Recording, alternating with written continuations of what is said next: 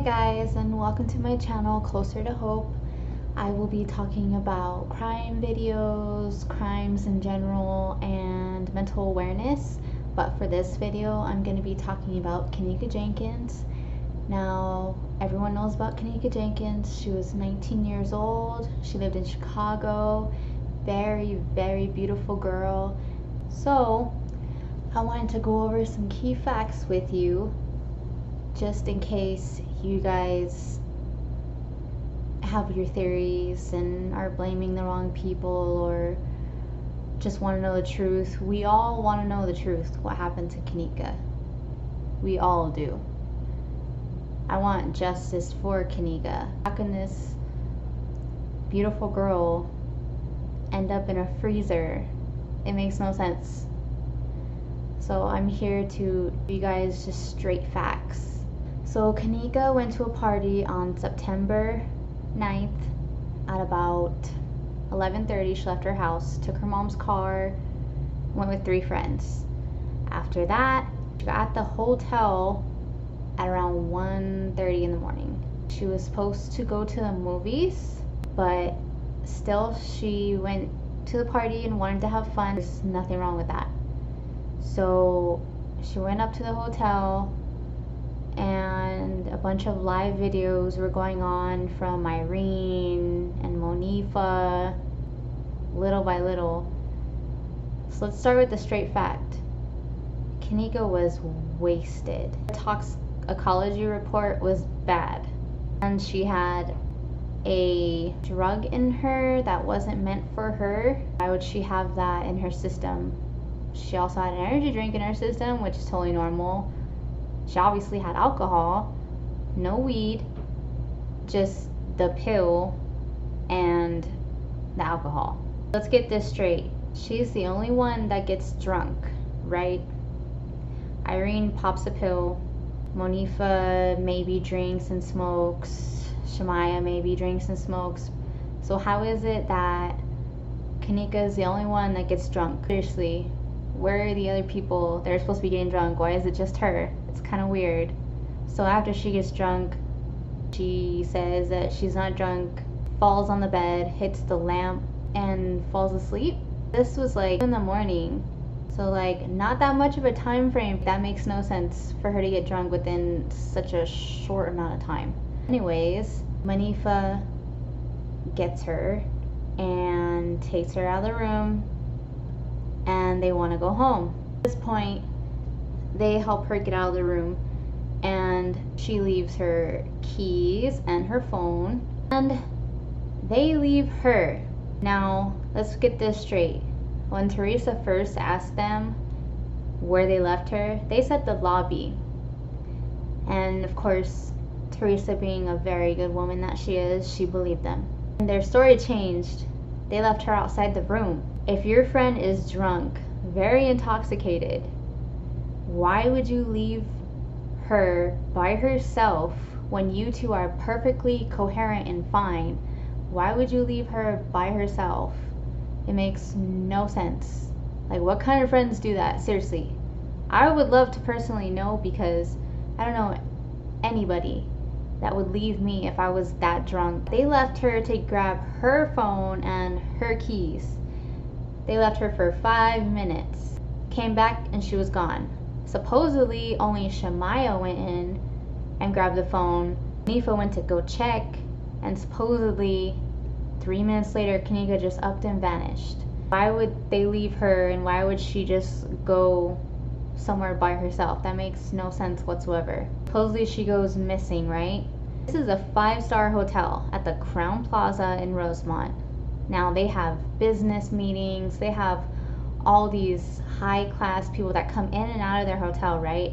So why is it that during Irene's party, they were smoking weed, and security guard came to the room, told them to put a towel under the door, and then told them just to keep it down? What type of 5-star hotel tells you to keep doing what you're doing, just turn it down? Weed may be legal, but have other guests with you at the hotel, like you have kids. Like, there's no way a hotel would let you do that at all. That's a huge red flag right there. Security guard didn't even give a damn about the weed. There's even speculation that he smoked it with them and then left. So let's just keep that in our thoughts for a second. Now, of course, the security guard was there to turn down the party and to have some weed. So where was he when Kenneka went missing? Or was he doing his rounds? Was he actually doing his job? It makes no sense, because how is it that they cared about a party and yet when someone goes missing, they don't give a damn. They ignore everybody. They ignore all requests. Like, it makes no sense. And let me just say this. The Crown Plaza said that it's a police matter that Kenneka went missing. And that is actually very negligent on the hotel's part. Every hotel has a responsibility to their guests for their safety. Kenneka was a guest. Even if she wasn't paying for the room, she was a guest at their hotel. So for them to say that they didn't really want involvement in looking for her, they're completely negligent and actually goes against their own policy. Every hotel has the same policy for safety for their guests, and they did not follow that. So keep that in mind, that this hotel is just really messed up. Teresa believes that she died on the 9th. Police said she was found 10th. I mean, there's a lot of speculation about it because no one knows what happened to Kenneka. All the videos, her stumbling through the hallway, the elevators, the doors. She goes through the kitchen. Supposedly she goes through 2 different kitchens, so how did she end up in the basement one? And yet she was on a top floor one. Like, that makes no sense. How was she able to even climb stairs? How is she able to look from room to room to room? A non-coherent person would not be able to go room to room, door to door, floor to floor, and try to find their way. Kenneka may have been drugged and drunk, but clearly she had some sense about her. She was clearly looking for a way, obviously through the video. If she's able to even hold herself up, it's amazing, especially with the drug effects. So she ends up in a freezer. So where's the footage of her ending up in the freezer? Because we can all put this behind us right now. Literally, it was an accident. She walked into the freezer and we call it a day. So why won't the Crown Plaza or the Rosemont Police actually give in to Teresa and just help her out? If this was an accident, you guys, then they would have said it in the first place. They wouldn't have fought so hard against Teresa and her friends and her family. They would have just gave her what she needed to know. They would have just showed her the footage. They wouldn't have tried to fight so hard and be so against Teresa in the beginning.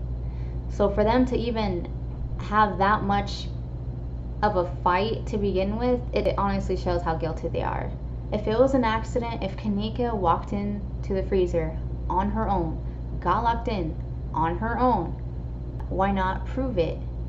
Because they don't want to be liable. What's worse, admitting that something happened to your hotel, or just lying and making it worse so that you run out of business? There's too many things with the Crown Plaza that are so bad and so negligent that you can't believe one word that they say. Literally one word.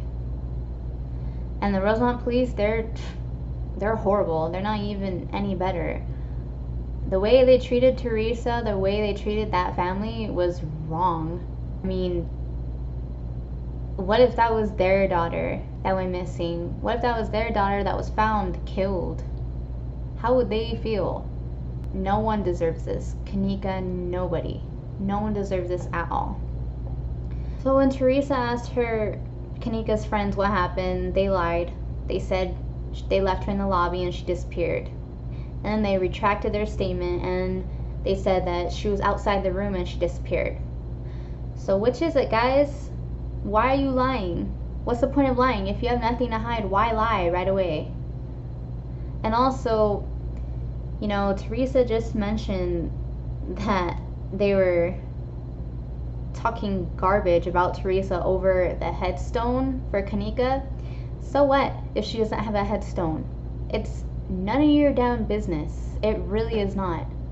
For you to sit there and talk crap about Teresa over a headstone, are you serious? Like, it's not your daughter. You're supposed to be her friends, but it's not your daughter. It's her daughter. Teresa will do what she thinks is best for Kenneka. The problem is we can't prove that the girls had anything to do with it, unfortunately. There's just not enough evidence. We have more evidence of the police and the Crown Plaza being negligent than the girls having something to do with it. There's a lot of fake videos, there's a lot of fake pages, everything you could think of. I mean, I have researched so much about this case. I mean, so much. I have spent weeks looking up everything I possibly can. And I can tell you right now, without actual proof, as in one of these girls admitting what they did, they will not be found guilty because there's just not enough evidence against them. Are they liars? Yeah, they are. Should they have tried better, took care of their friend? Yeah, they should have. Are they good friends? No, they're not good friends because they left their drunk friend to get her stuff when it should have been her to get it, or at least one of them to go with her, not leave her by herself, and then after that don't take her seriously for missing, think it's a joke and laugh, and then bash her mom. Like, what kind of people are you? Like, you don't do that. You don't do that. That's just horrible. When Teresa headed to the hotel to look for Kenneka, the hotel didn't budge. She asked numerous times.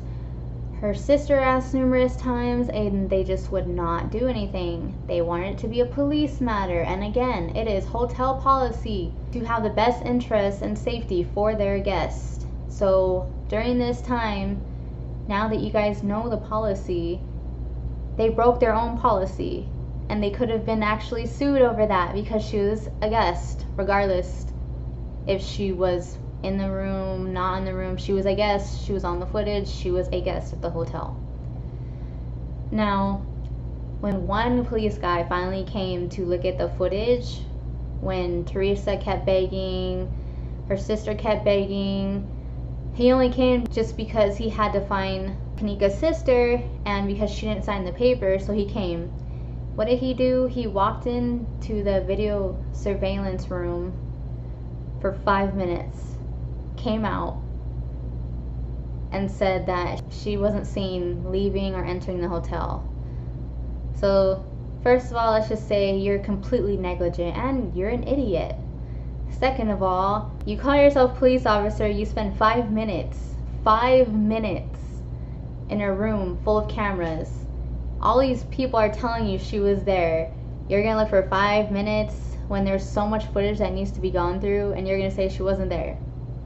That's just stupidity, in all honesty. When Kenneka was found, supposedly it was by an employee and not the police. So when police did their time and searched for her, supposedly it was the manager that found her, and it was caught on video.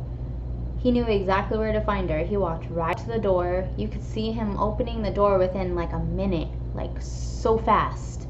Like, it's unbelievable. It's just odd that he knew exactly where she was. He walked right up to the door and found her, and then grabbed the police to get her. Let's also put in perspective that the manager of the hotel is the only one with a set of keys to every door, including all freezer doors. So let's just keep that in retrospect, that if the doors weren't open when Kenneka was in there, then that just proves that someone part of the hotel did something, because how else would the freezer get open? When they found Kenneka, they didn't let Teresa see her for 5 hours. Not only did they not let her see her for 5 hours, but they also moved her body. What they originally said what she looked like wasn't actually what she looked like, because they moved the body and they touched evidence. Said that she was laying on her side, knees to chest. The police didn't check fingerprints. They didn't check anything. Footprints, nothing. There's so much evidence in the pictures alone to say that it was a rough ride. Seriously, it was rough. First of all, she had bangs. When she left the house, when she was in the video, she didn't have bangs, guys. So obviously there's a struggle. Her hair got messed up. That's one side of a struggle. She had a black trash bag on her fingernail. She also had trash bag like particles all around her. Her pants, like her clothes were really dirty, like covered in dirt. You could see damp spots all over, all of that. She had marks on her shoes. She had paint spots on a couple of her clothes, and she had it on one of her hands, I believe. She had extensive bruising throughout her body. Teresa mentioned that she was missing teeth. Now, I can't say if she's missing teeth. I did not see it, but everyone's saying from the looks of it, it kind of does look like she's missing teeth. And if that's the truth, then it's something that Teresa personally saw and we didn't get to see. So I'm just going by her word and saying if that happened, then obviously she got in a fight with someone. She tried to fight someone. Like, come on, guys. She had cuts on her hand. I mean, you could just tell her pants were unbuttoned a little bit down from her waist. Her bralette that she had was pulled up. Now, let me put this out there. If she would have got stuck in the freezer by herself, if she was able to walk through the hotel and go through a bunch of doors, then she's clearly coherent enough to open the freezer. Even if it gets shut on her, she's clearly coherent enough to press the panic button and push it open. Now, even if she did freeze to death, there's a thing called paradoxical undressing, and it's when your body gets really hot when you're dying from hypothermia. And basically what happens is your body gets really hot, your body is shutting down, so you try to pull clothes off. Now, let's think about this, guys. If she was trying to get her clothes off, why would she try to pull her tube top up? And why would her pants be a little bit down? If she thought that she was getting hot, don't you think she would take off her jacket first? She has a jacket on. Why would you go for the thing that's barely covering yourself to the thing that's actually making you warm? Along with the pants, if she tried to take her pants off, I think she would have actually taken her pants off. She wasn't that drunk, guys. If they're saying that she did that whole undressing thing, I don't think that's specifically true, because she would have tried everything. Her shoes, her jacket, then her pants. She would have gone for the most obvious things, not the harder things to take off. I mean, come on. She, like I said, she was drunk, but she was coherent enough to look to where she was going. She was trying to find somewhere to go, and that was obvious. She had cuts on her leg.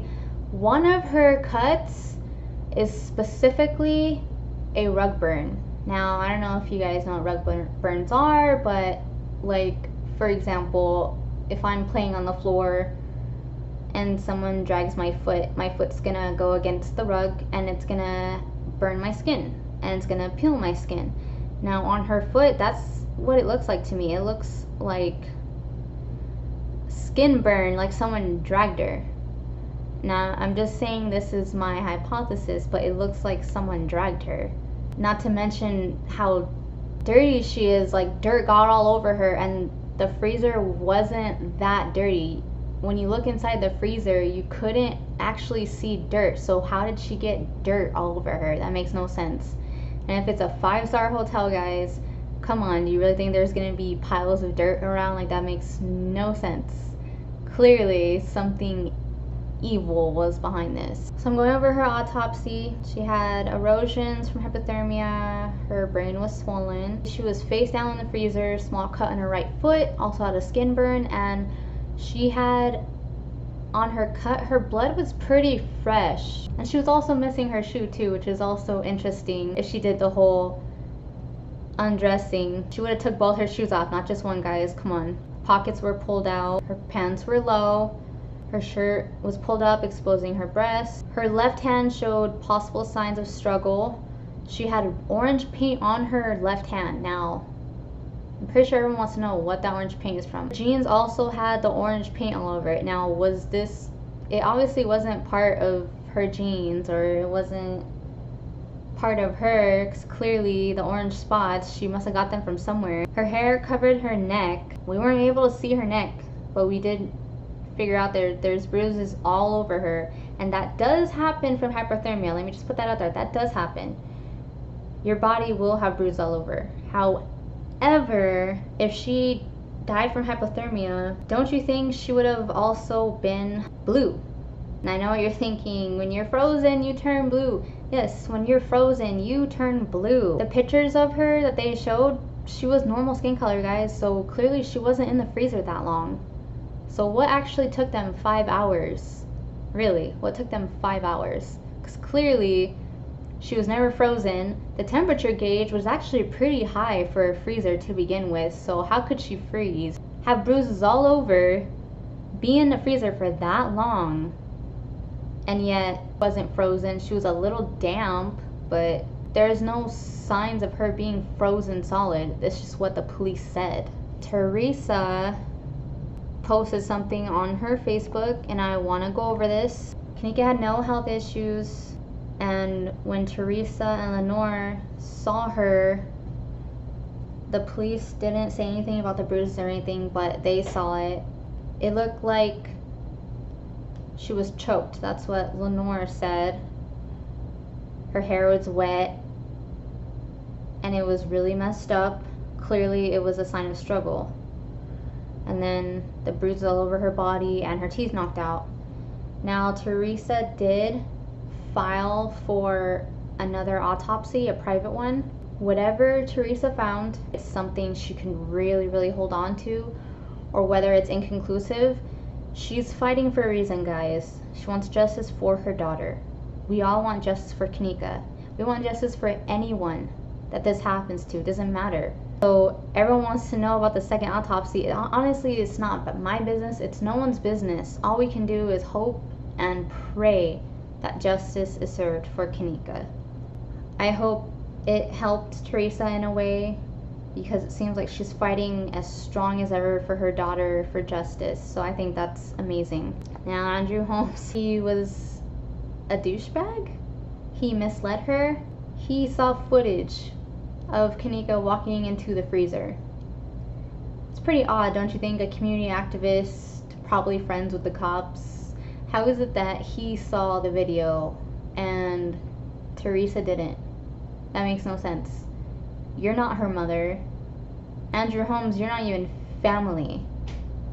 So why on earth would the police let you see a video? Why would the hotel let you see a video that no one else has seen?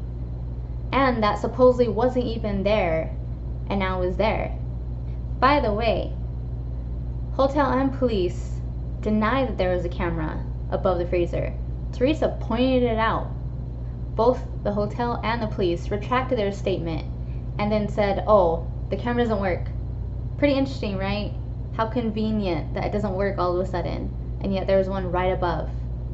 Again, if they weren't guilty, why have all these lies? Andrew Holmes, Teresa did agree, and he said that there was a camera above the freezer and there's video footage showing it. Doesn't believe him, and honestly neither do I. If Kenneka's own mother can't see the footage, what makes anyone think that you're able to see the footage and no one else can? That makes no sense. How does a girl drunk walk around a hotel and not be seen by anybody? Nobody. Not one witness, not one guest, not one employee. Where are they all at?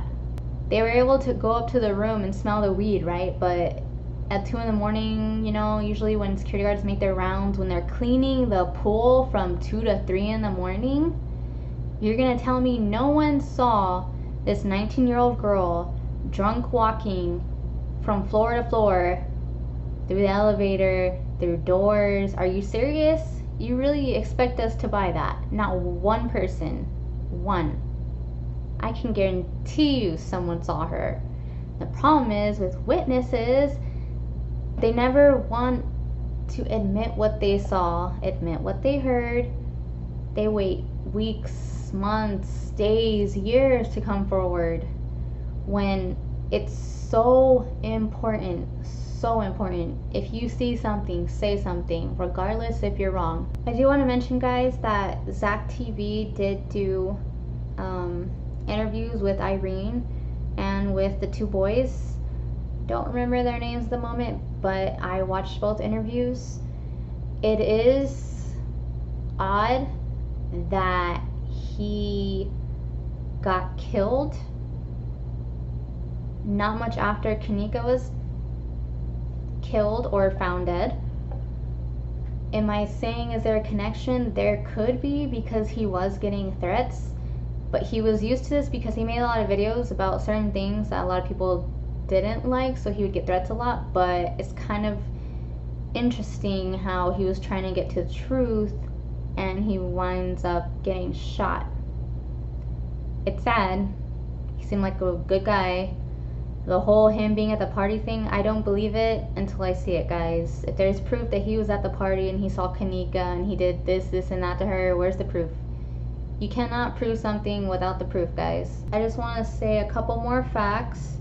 All the evidence was mishandled. They didn't dust for prints. They didn't wear booties on their shoes, because it's a crime scene, guys, regardless if it's on accident or on purpose. How are they gonna go to a crime scene, enter an unsterile area, and handle it like it's their room or something? They had 50 people that contaminated the crime scene, and all of them, a good majority of them, were officers, and not one of them were gloved, were wearing appropriate things for their job. It was just so bad. The Rosemont Police Department stated that she was found in the upper kitchen September 25th, 2017,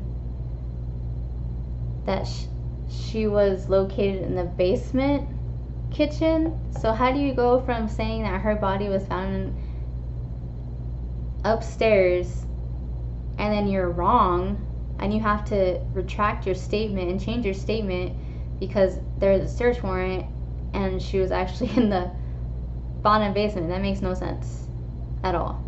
There's too many inconsistencies. The police, with the hotel, with her friends, and yet not one of them are fessing up. Not one of them want to tell the truth. I want justice for Kenneka. So I want this video to go viral. I want Rosemont Police to know that they were very negligent and they don't know how to do their damn job, and that they should reopen the case. If they don't want to reopen the case, give it to the FBI. The FBI will open the case and they'll actually get justice for Kenneka. As far as the hotel goes, you guys are seriously hiding something. By the way, anyone call their number lately? Isn't it funny how you can't get the room that Kenneka and her friends were staying in? Interesting, right? Supposedly, if, you know, it wasn't their fault and it was accidental, nothing happened, why wouldn't they let people stay in the room? But again, with this, guys, we will get justice for Kenneka, and I hope that soon we will get answers. I hope that soon she'll be able to rest in peace for good. Anyways, guys, I hope you liked my video. Like I said, I will be posting updates about Kenneka when I get more stuff.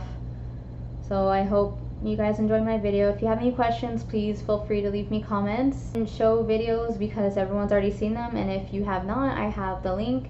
I didn't show her pictures of her passed away pictures because it's wrong in my opinion. I welcome all theories. I welcome all points.